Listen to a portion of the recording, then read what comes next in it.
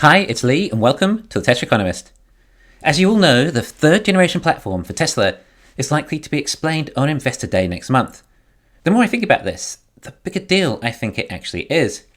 In fact, it could very well be the biggest thing that Tesla has done yet. Whether it's part of Master Plan Part 3 or simply in an entirety on its own, the third generation platform will be the catalyst required to excel electric vehicles to the next level. Replacing ICE vehicles is a momentous task. Even using gigacastings and structural battery packs, it's still going to take a very long time. Gen 3 will show new processes to further accelerate the mission to renewable transportation, potentially providing lower cost and faster production techniques, more efficiently with fewer resources consumed. I compare this milestone to the Ford Model T, when Ford made affordable internal combustion cars for the masses, with new manufacturing techniques to get the cost of vehicles down and the speed of production up. Bear in mind though, when Ford started the Model T, it still took years until the actual price of the car came down dramatically, which may very well be the same with Tesla in this new platform too, although we should hope for some significant cost reduction early on. Some of you may also know what perhaps Tesla may also be alluding to when they mention the Highland. Now, this does seem to have been somewhat conditioned with a new Model 3 facelift, with a project name called Highland. And from the images we've seen of the Model 3 covered up, it just looks like potentially a minor facelift with a new front and rear. And that is what I suspect all it most likely is. It will obviously look more modern and is basically using the easiest ways of making the car look modern, whilst also maintaining the previous shape as much as possible in order to keep in with economies of scale. I initially thought there was a chance that the Model 3 could end up using front and rear castings and structural battery packs, but now I think it will likely be a minor facelift for now and may only require some minor downtime in the Model 3 factories to be sorted. In fact, we heard a few days ago that Giga Shanghai has been shut down for upgrades of Phase 1. I don't think it would be too far-fetched to guess that it may very well be the Model 3 facelift. I don't think Tesla want to make the same mistakes they did with the S and X and lose half a year or so of production and sales, let alone however long it would actually take to reorganise the production lines with front and rear castings, along with structural battery packs. It could otherwise end up taking a year or so until Model 3 volume production would return. So therefore, Project Highland may not be what we think of as this facelift for the Model 3. I mean, the Model 3 is not Tesla's most popular model, nor will it ever be, so why would Tesla go to such gargantuan efforts for it? However, back to the Model T, and what the term Highland represents when it comes to that car. The Highland Park, Ford plant. Henry Ford was similar to Elon with his vertical integration and thinking big on how to mass produce more cars and lower costs to appeal to more consumers. Supply and demand.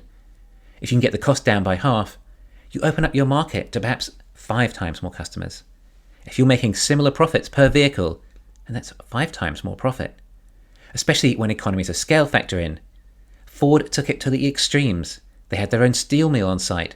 They even attempted to grow their own rubber in the Amazon. This was the big picture on ramping up the car for the masses, and it worked. Tesla is using the term Highland too to also think big. Elon has told us this third generation platform will be half the cost of a Model 3. Perhaps this is what he is really talking about when it comes to the Gen 3. It aligns with the Master Plan Part 3, which we infer to mainly be about scaling, implying thinking big on how to mass scale EV adoption. I don't know if there will be an on-site steel mill, but we do know they use molten aluminium for their castings already. And the casting is the most speculated element when it comes to the Gen 3 platform. Now, whether it's an entirely new concept or platform that can be reworked for many different types of vehicles in the future, or simply something only possible that may work on a more compact version, is something we have yet to find out.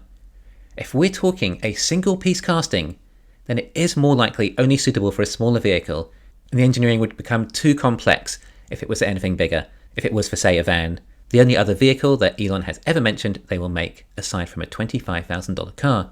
Well, whatever or however it works, as interesting as it will be, is not the point. The point is Elon said he can get the cost of production down to half of the Model 3. Now, I don't infer this to mean that using Gen 3, they can build a Model 3 for half the cost. I believe they mean that with the Gen 3, they can build an EV for half the cost. But it may look a lot different to a Model 3. I'm thinking a lot of it comes to making the vehicle simple to produce. Rather than starting with a good-looking design, start with a vehicle that can be manufactured at such low cost, with straight lines and no curves, perhaps less concern for drag coefficient compared to other models, particularly if it weighs less too. I think we may end up seeing another polarizing design similar to the Cybertruck. I would expect it to look somewhat triangular again as well, and perhaps that's part of the point of the Cybertruck. The first test out these new manufacturing techniques on a smaller scale with a car that has a higher price tag. I almost guarantee it will be stainless steel too, although probably not 30x cold rolled steel, as that would cost too much. But you save a lot of cost and time not having to have a paint shop, and if you have stainless steel, then it won't rust. We expect to not just be told about how Tesla will scale up production to reach new heights of EV adoption, but also how they will expand the bandwidth of available resources for electric vehicles. There's certain limiting factors, somewhat hindering mass EV production to scale to where it needs to be. As a result, prices are also high for a lot of the elements. Eventually, the supply chain will adjust to meet demand and become more competitive. For example, lithium mining and refining, the various technological improvements too, finding ways to use less copper, for example.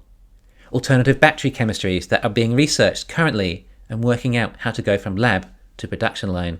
We were given teasers for Investor Day or an Easter egg, being shown what appears to be the current Model Y stamps.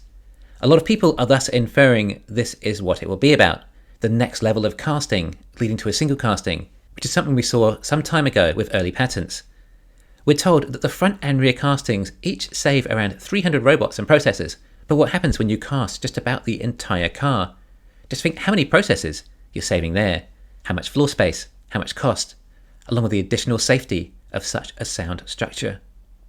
This is what the majority of investors are looking forward to hearing about and expecting the most, just about how Gen 3 will work.